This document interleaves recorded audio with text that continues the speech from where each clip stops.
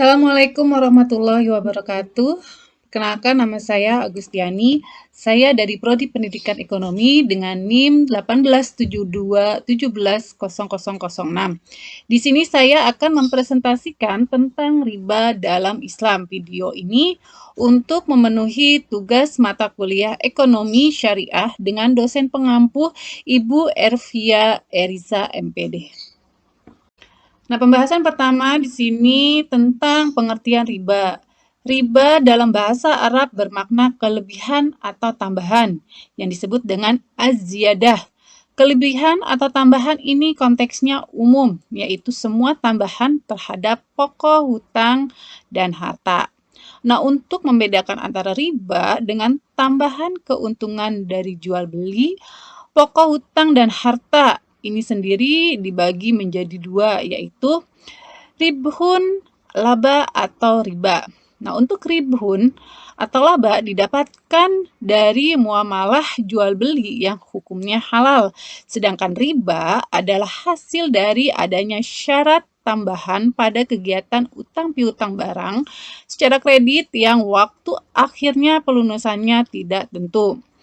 Nah, secara makna istilah atau terminologi, riba adalah kelebihan atau tambahan dalam pembayaran utang piutang jual beli dengan disyaratkan sebelumnya oleh salah satu pihak.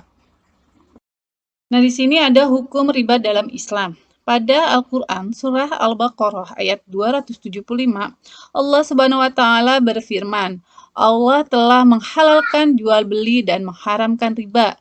Quran surat Al-Baqarah ayat 275. Nah, riba dalam Islam hukumnya haram.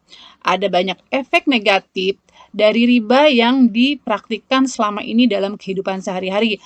Bahkan agama samawi semuanya melarang praktik riba. Mendapatkan keuntungan dari riba dapat menghilangkan sikap tolong-menolong, memicu permusuhan, dan sangat menyusahkan apabila pemberi riba menentukan bunga yang sangat tinggi. Nah, dalam salah satu hadis Rasulullah SAW bersabda, dari Jabir radhiyallahu anhu, ia berkata, Rasulullah SAW telah melaknat orang-orang yang memakan riba, orang yang menjadi walinya, atau orang yang memberi makan hasil riba, orang yang menuliskan, orang yang menyaksikan, dan selanjutnya. Nabi bersabda, mereka itu semua sama saja. Hadis riwayat muttafaq alaih. Nah, para ulama sepakat bahwa riba adalah haram, serta Islam tidak memperkenankan hal itu dipraktikkan dalam muamalah. Riba adalah usaha mencari rizki yang tidak dibenarkan serta dibenci Allah Subhanahu wa Ta'ala. Nah, di sini ada jenis-jenis riba, di mana jenis riba itu terdiri dari 5. Yang pertama, riba fadl. Kedua, riba qard. Ketiga, riba yad.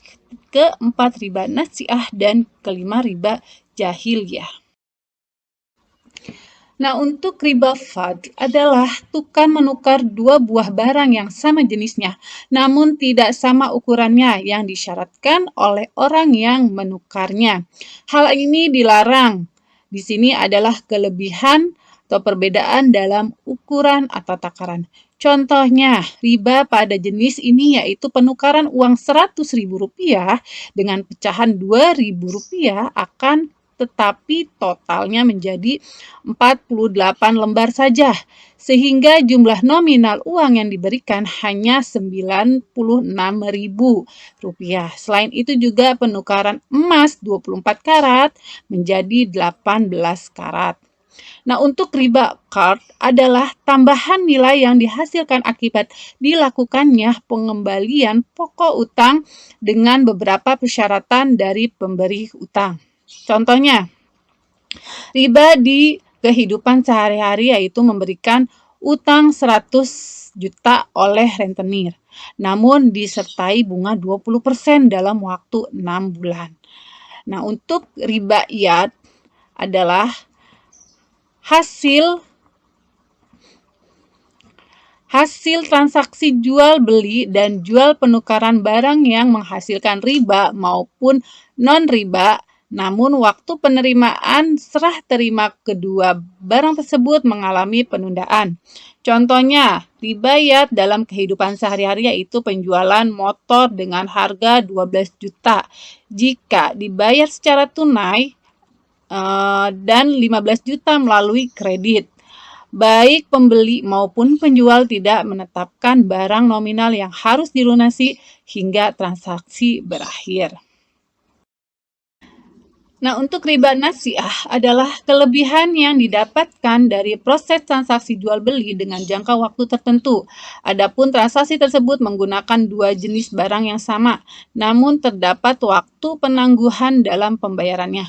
Contohnya riba nasiah yaitu penukaran emas 24 karat oleh dua pihak berbeda. Saat pihak pertama telah menyerahkan emasnya, namun pihak kedua mengatakan akan memberikan emas miliknya dalam waktu 1 bulan lagi. Hal ini menjadi riba karena harga emas dapat berubah kapan saja.